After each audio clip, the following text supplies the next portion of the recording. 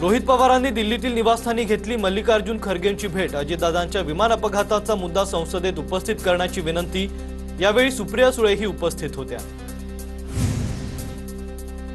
BSR company मालक V K सिंगची CID कडून सलग 3 दिवस चौकशी। अजित पवारांच्या अपघात प्रकरणात माझी चूक असेल तर कठोर शिक्षा करा, व्हीके सिंगचं वक्तव्य। बीएसआर कंपनीची विमानं सुस्थितीत असल्याचाही दावा। व्हीके सिंग कुणाची नावं घेईल या भीतीमुळे त्याला वाचवलं जातंय का, रोहित पवारांचा सवाल। तर व्हीके सिंगला पुराव्यानिशी उत्तर देणार, रोहित पवारांची प्रतिक्रिया। व्हीके सिंग याची सखोल चौकशी झाली पाहिजे। चौकशी उशिरानं का सुरू झाली, दाल में कुछ काला है। सचिन अहिरांना संशय, तपासात घातपात की अपघात हे निष्पन्न व्हायला हवं, अशी ही प्रतिक्रिया। अजित पवारांच्या विमान अपघाताची सभागृहात चर्चा नाही, त्यामुळे आमचा संशय वाढत चाललाय। पवारांच्या राष्ट्रवादीचे प्रदेशाध्यक्ष शशिकांत शिंदेंची प्रतिक्रिया।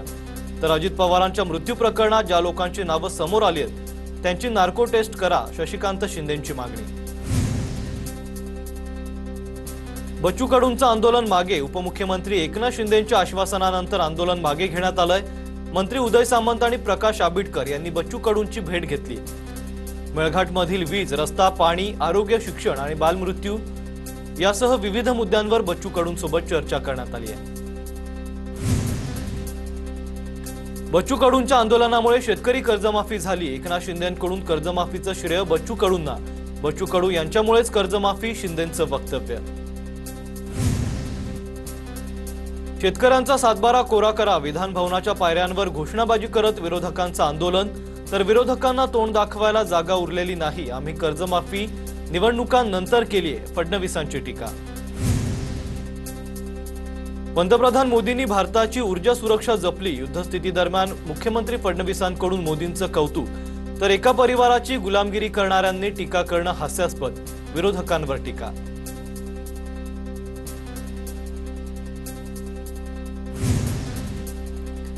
निर्यात रखडल्यानं माढा तालुक्यातले केळी उत्पादक शेतकरी चिंतेत।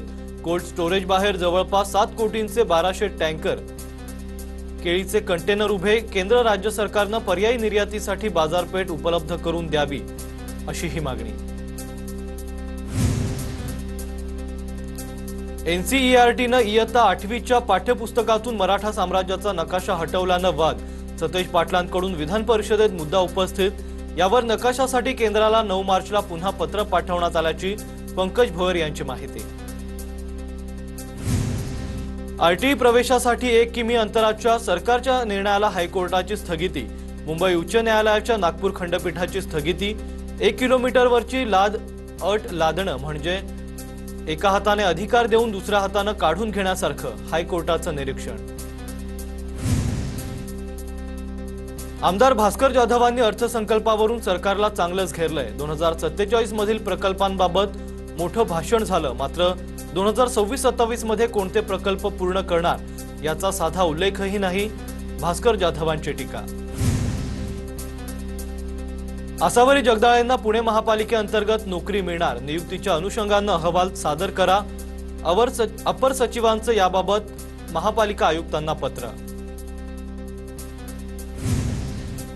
भीमा कोरेगाव आयोगासमोर साहित्यिक विश्वास पाटील यांची उलट तपासणी। छत्रपती संभाजी महाराजांच्या अंत्यविधीबाबत कोणतीही उल्लेख दस्तावेजामध्ये नाही, विश्वास पाटलांचा जबाब। तर 1 जानेवारी 2018च्या दंगलीवरून ही चौकशी झाली आहे।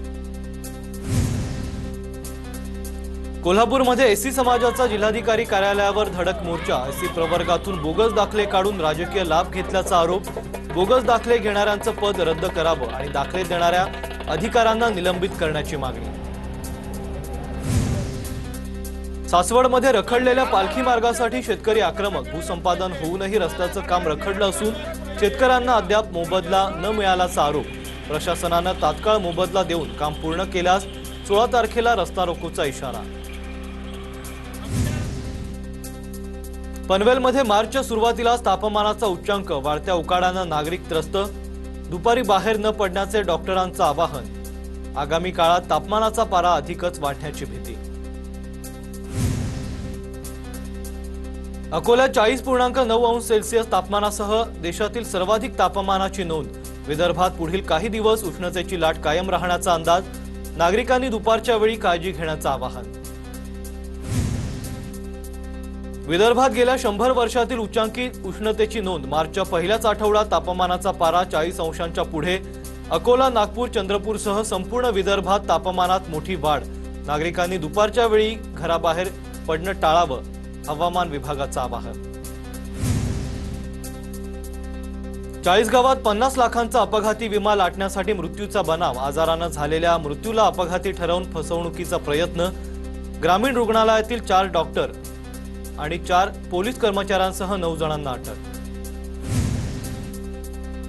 साताऱ्यातील एका शाळेत मुलांवर लैंगिक शोषण, संशयित आरोपी ऋषिकेश चव्हाणला पोलिसांकडून अटक, मानसिक छळ केल्याचाही आरोप.